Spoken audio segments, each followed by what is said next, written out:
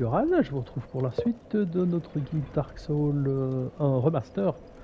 Et donc là, on a déjà visité une grande partie de la forteresse de Zen. Cette fois-ci, on va continuer à se balader vers le haut et pouvoir débloquer certains éléments.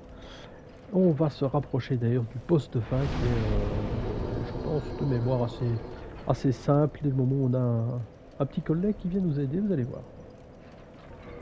Ici, j'étais arrivé au feu de camp. Je vais donc prendre mon 32 dex, mais on va booster vitalité, endurance à 25 voire 30, 25 pour un premier temps, et puis on verra ce qu'on fait.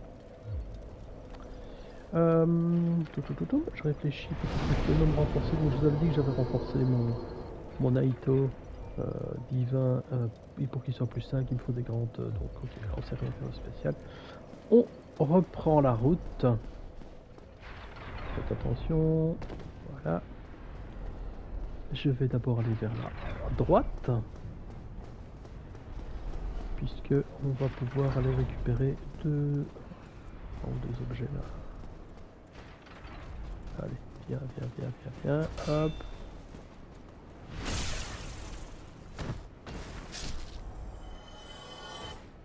Et il ne me donne rien, radin.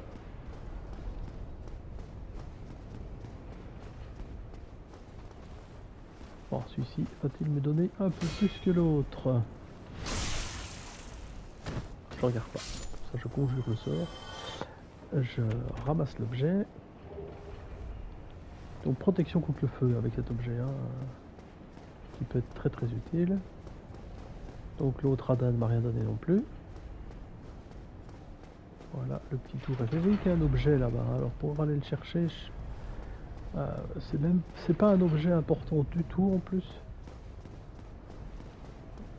Donc c'est toujours c'est risqué. Alors ici, il y a toujours quelqu'un qui balance des boules de feu. C'est un géant qui est tout au-dessus, qu'on va d'ailleurs aller éliminer.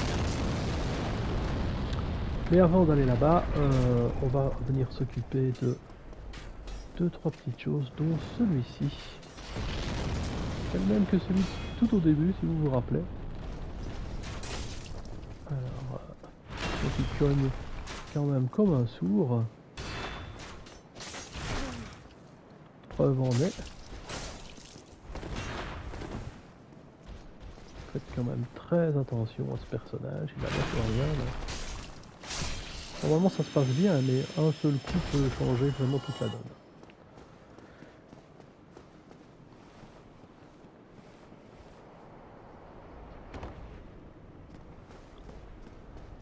Alors, là, on va se retrouver devant ce personnage.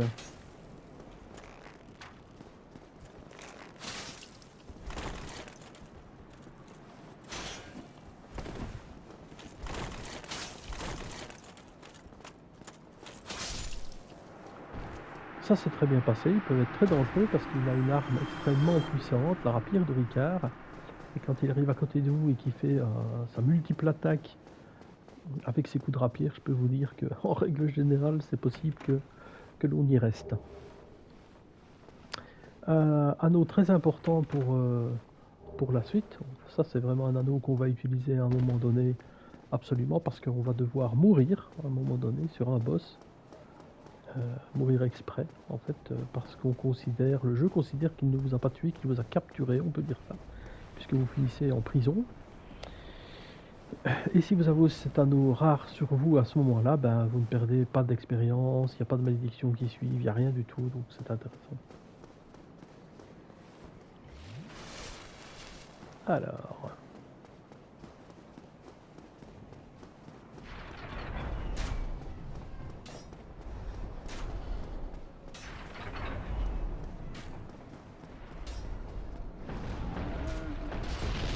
Alors celui-là n'a aucun intérêt à aller éliminer.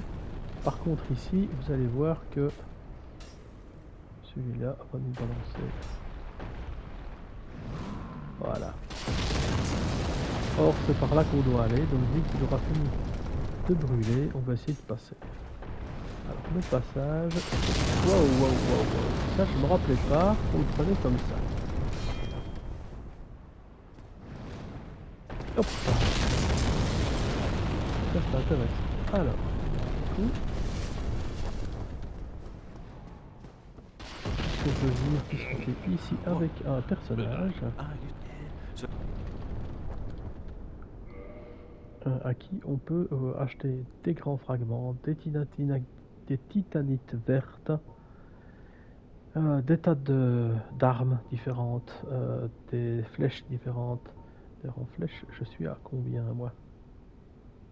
J'en ai plus que 15. Bon.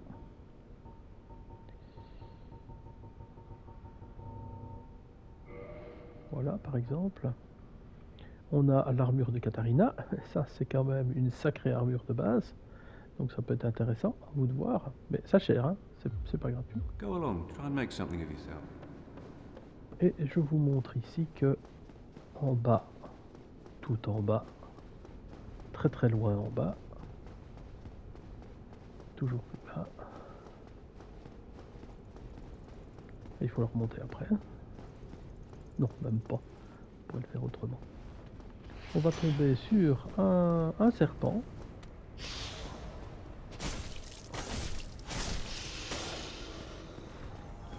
Qui protège la clé de la cage. En partie cette clé de cage, c'était ce qui permettait de non seulement de débloquer l'ascenseur, si ma mémoire est bonne, mais aussi de libérer le personnage qu'on a libéré quand même parce qu'on avait le passe-partout.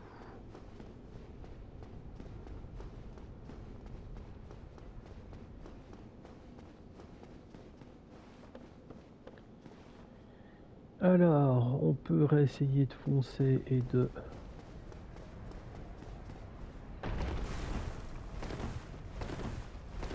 Voilà.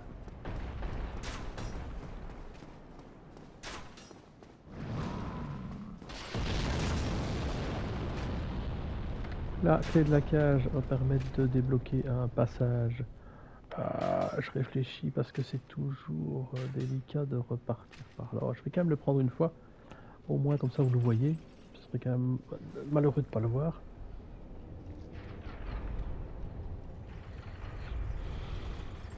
Voilà, attention que voilà.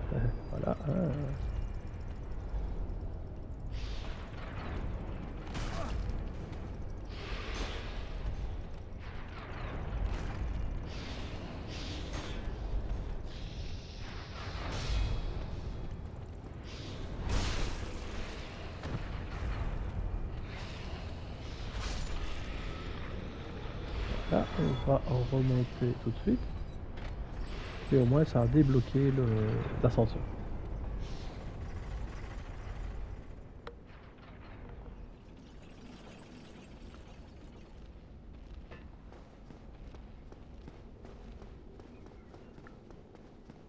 Alors, on grimpe encore et encore. Vous arrêtez pas parce qu'il y a quelqu'un qui vous tire dessus. Il faut pas s'arrêter.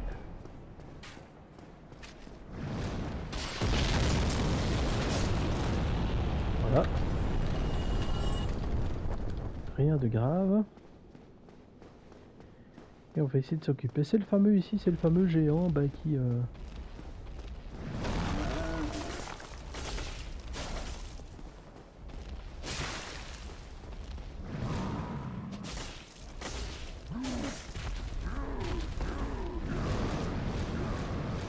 Voilà, il pique sa crise, faut laisser piquer sa crise. Voilà, alors ce géant ne canardera plus et il faut absolument venir l'éliminer, sinon il va continuer à nous canarder même lorsque l'on sera en train de combattre le boss. Donc il n'y a pas 1000 solutions, vous devez vraiment vous débarrasser de ce géant.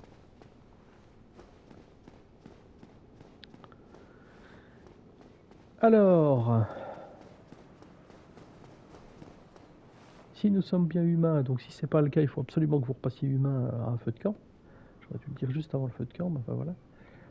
Vous prenez, vous invoquez Tarkas le Noir ici, puisque, encore une fois, le boss là normalement n'est pas un grand problème. Tarkas va, à peu de choses près, tout faire pour nous.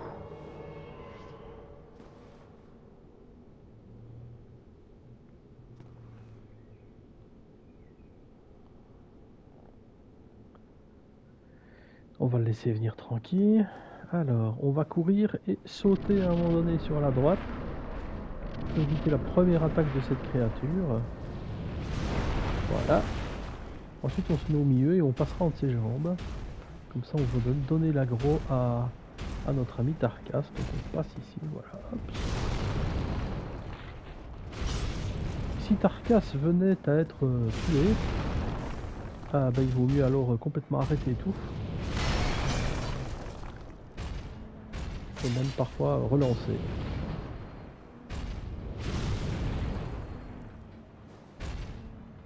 J'aime bien aller l'aider un petit peu. Mais...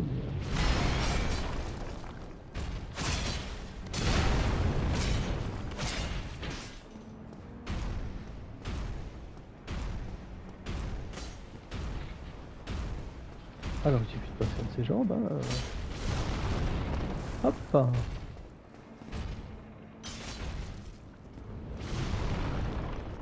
Alors si on le frappe plusieurs fois sur une de ses jambes, il pose le genou au sol comme s'il avait eu un coup critique à la jambe. Et de ce fait, à ce moment-là, on peut même venir le frapper. Ce qui est toujours intéressant aussi au final.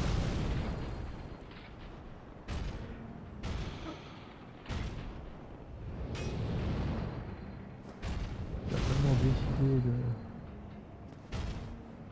de s'occuper de notre ami.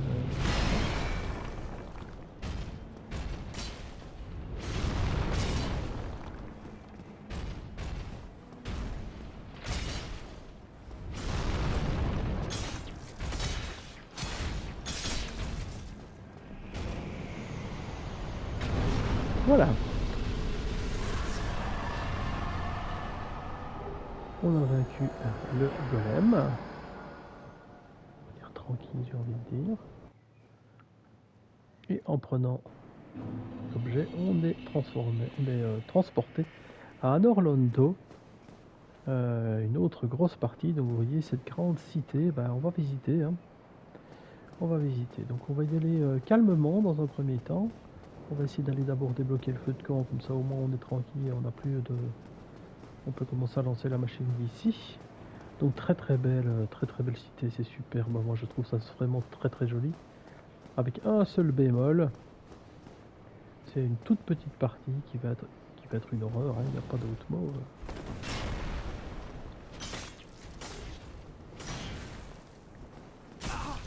Alors bon.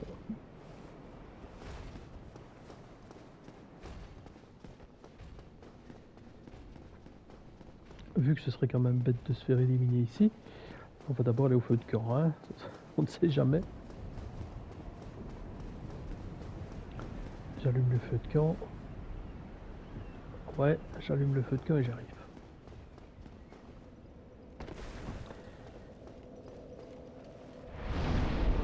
Alors c'est un feu de camp avec une gardienne du feu. Welcome to the lost city. If you seek Lord Gwyn's, exit here.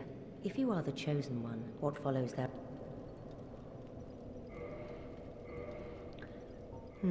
What is it? What am I? Well, if not... Alors...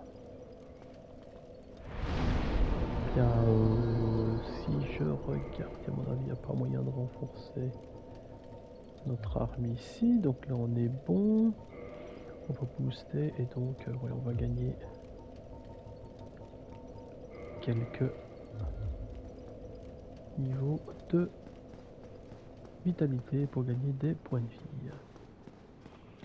Alors on retourne tout de suite d'où on venait. La suite elle est au milieu par là de base, mais on retourne par ici. On va essayer de s'occuper des espèces d'énormes golems qui rapportent pas mal, mais on va essayer de s'occuper de... Voilà, hop.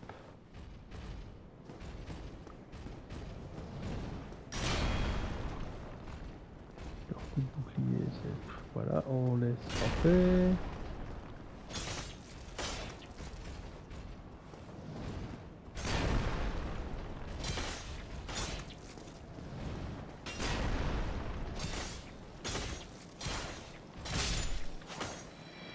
Voilà.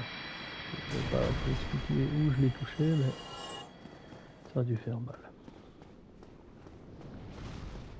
Alors, on a réussi à faire un aggro que sur un des deux, ce qui est pas mal. On va essayer de l'éliminer aussi, hein. On va essayer de voir un peu. Hop.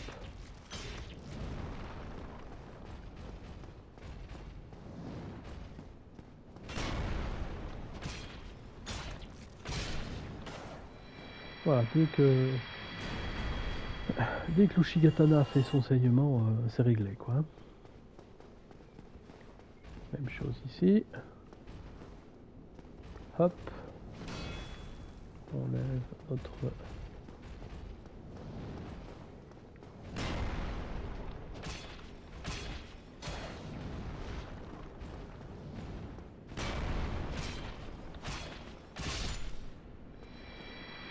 Voilà, c'est passé assez tranquille. Alors, regardons, vous voyez, ça c'est un rond. Quand c'est un rond comme ça avec la chaîne, ben c'est un vrai coffre. Pas de souci.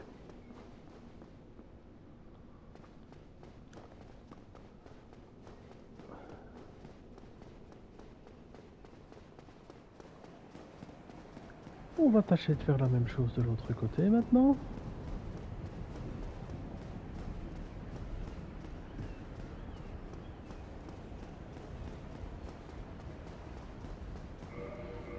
Est-ce que j'ai changé? J'ai toujours l'arc court, hein. Gros malin que je suis. On a quand même un arc long qui fait plus de dommages, mais... On a un arc composite après d'ailleurs.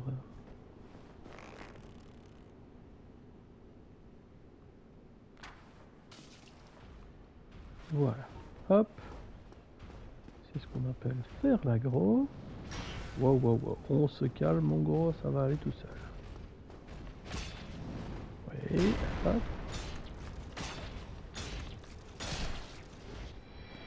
Voilà, le saignement arrive. C'est réglé. Hop. Allez, commande. Oh.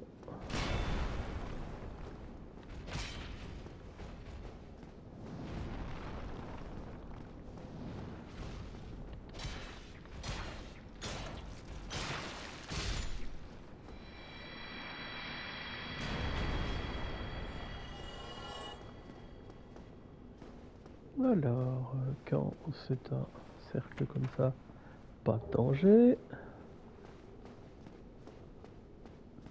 Quand c'est une chaîne comme ça, par contre...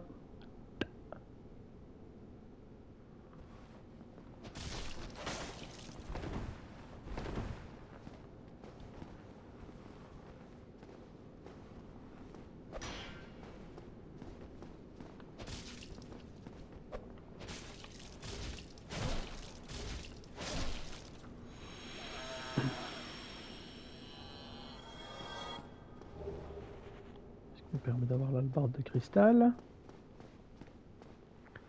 Celui-là on l'éliminera plus tard puisqu'il protège le prochain chemin et c'est pas par là qu'on va tout de suite du tout, ce sera par là. Alors ça a beau être l'une des zones les plus belles et que je préfère de base, vraiment, c'est vraiment une zone extraordinaire. Il va y avoir un petit passage qui va être clairement horrible, que je loupe, je vais pas dire 5 fois sur 6, mais peut-être pas loin. Et ça c'est vraiment problématique. Parce que voilà, c'est un passage monstrueux, hein, il faut être honnête. Oh, bon, on peut continuer un petit peu ici, on peut se le permettre. On a encore quelques minutes devant nous, donc chers amis, vous allez avoir une deuxième possibilité de récupérer la queue de la gargouille. Puisqu'ici plus bas, eh bien, vous allez tomber sur ici 2 gargouilles, même 2 ou 3 gargouilles.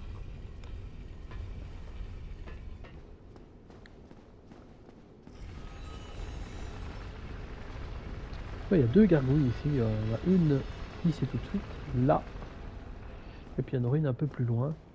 Donc dès qu'elles sont éliminées, elles sont éliminées, hein, mais si vous n'avez pas encore eu l'arme de la queue de la gargouille, bah c'est maintenant, c'est le moment ou jamais. Hein.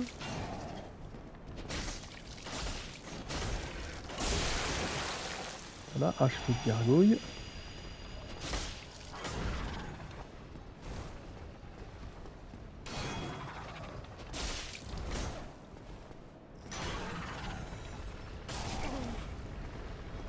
créature ose me toucher. 2 fois même. Lose tout. Waouh. Viens ici. Voilà. Ça c'est réglé. Et on se laisse tomber un peu plus bas ici. On va venir chercher un petit objet qui est, je crois que c'est un coffre hein, qui est caché ici. Donc beaucoup de titanite de niveau beaucoup plus important maintenant. Donc vous vous rendez bien compte, on va tomber bientôt ici sur un forgeron qui est, j'ai envie de dire, plus costaud que André, qui est capable de faire des choses plus fortes. Par ici.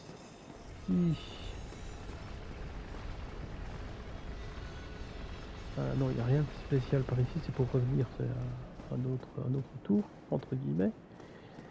Alors, il faut se balader sur les tuiles. Là aussi, attention, n'allez pas trop vite parce que la caméra peut tourner folle.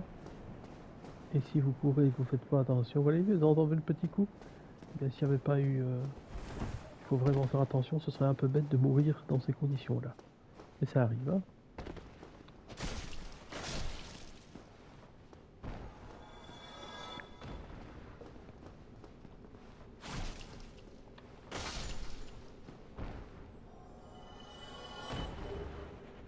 Wow.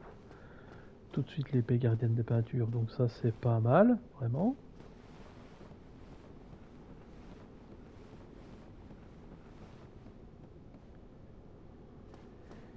Alors, comme d'habitude, c'est toujours les choses qui sont un peu plus compliquées. Il faut vraiment faire attention ici.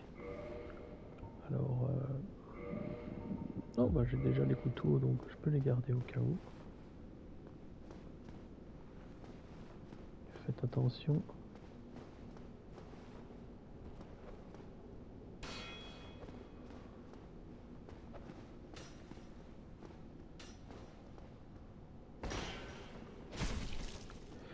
Et faites attention, j'ai dit, hein. Donc voilà. Vous voyez, c'est assez dingue parce qu'on frappe. Et en frappant, on se déplace en fonction du déplacement de l'ennemi. Ce que je trouve moi personnellement pas forcément normal, mais on se trouve dans cette situation où on peut tomber bêtement, donc voilà.